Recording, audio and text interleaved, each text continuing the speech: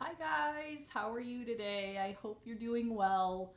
I miss you. I'm gonna go ahead and read chapter 2. Please listen to chapter 1 if you haven't listened to chapter 1 first, okay? Um, anyway, I'm gonna try to post every class day, so that would be Monday through Friday.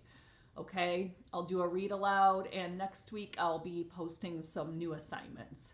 So hang on a second. Of course, I don't have my story up.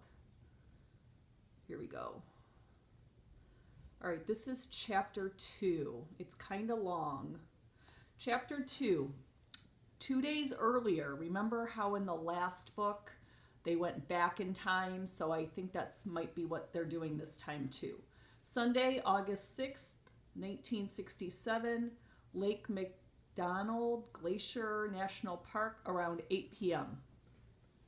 Mel, I have a question for you, said Mel's 4-year-old brother Kevin. Go ahead, Mel said.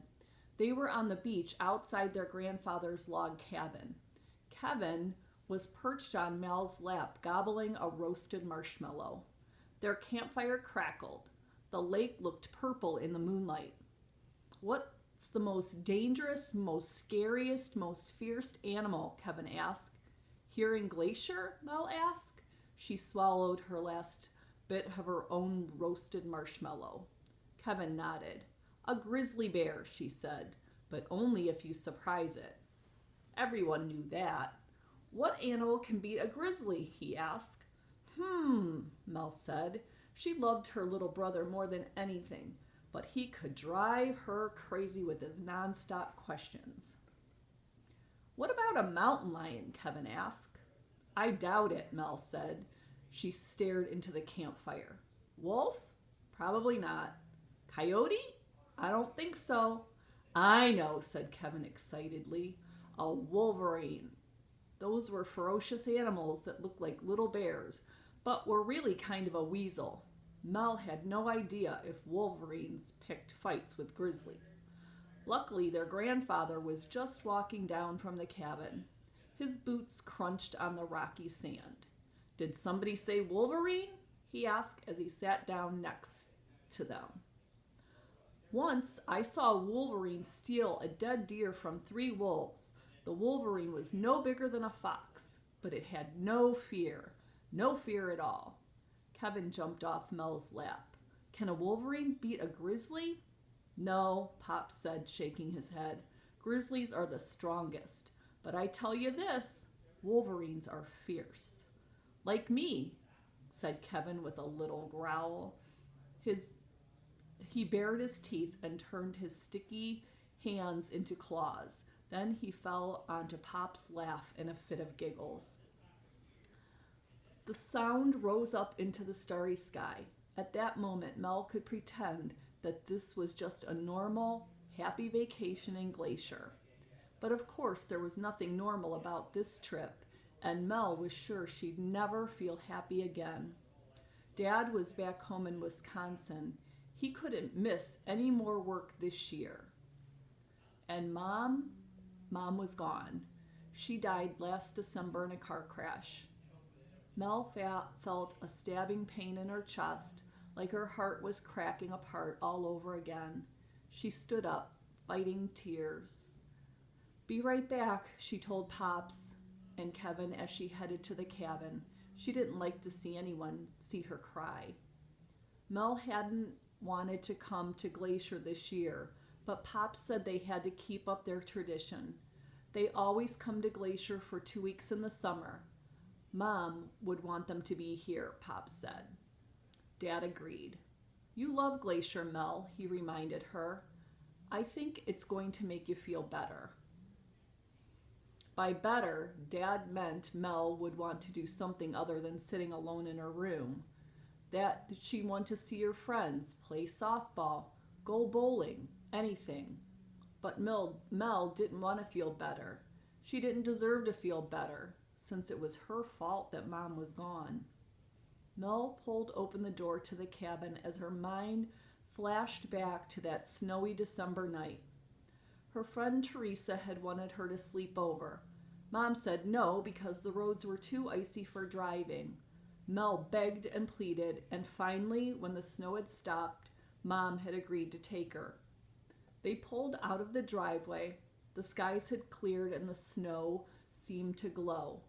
Mom started to sing, "Row, row, row your boat," and Mel started singing along. It was one of their funny traditions from when Mel was a little girl. Whenever they were alone in the car, they'd sing together. The dumber the song, the better. They were still singing when Mom rounded a curve. The car hit a sheet of black ice. They spun around and around and around and skidded off the road. The driver's side of the car smashed right into a tree. It was all over in seconds. Mel sat down in a kitchen chair. Dad was wrong. Being in Glacier made her heart hurt even more because everything here reminded her of Mom. Every sparkle on Lake McDonald, every breath of sweet air, the song of every bird that sang from the pine trees. This had always been Mom's favorite place, and Mel's too. This cabin had been in their family for more than 60 years. Pops and his dad built the cabin back before Glacier was a famous national park packed with people. Mel looked around. The cabin hadn't changed much since then. It was still just 4 small rooms and a porch. It had no electricity, no running water. They slept on cots, read by lantern, and collected rainwater in big barrels. The toilet was in the back, in the outhouse. But, as Mom used to say, who needed a fancy house when your backyard was a million acres of Rocky Mountain wilderness? Look in any direction in Glacier Park and you see something that made your eyes pop open wider. A turquoise lake, a waterfall tumbling down a cliff, ice-covered mountains soaring into the sky. Mel wished she was back home in Wisconsin where she could close the door, turn out the lights, and try to forget. "Mel," Kevin bellowed, "Pops is going to tell another story. Come on." Mel took a deep breath and headed back outside. She didn't want to upset Kevin. "Okay," Pop said, "I have a story about an animal way more frightening than a wolverine. To me, anyway, because one of these nasty critters attacked me one night." Kevin's eyes grew wide. He had climbed back on Mel's lap. "Tell us, Pops." "Oh, I don't know," Pop said, pretending to change his mind. "I don't want to scare you." "I'm brave, Pops. I'm very, very brave," Kevin exclaimed. Mel cracked a smile and held her brother a little tighter. What would she do without her loud, bossy pest of a brother? "All right," Pop said, "but don't say I didn't warn you." Chapter 3, but not until Monday. Really, guys, I miss you. I hope everybody's doing well. Try to stay connected through Google Classroom, and hopefully we'll be able to hug each other soon. Bye, guys.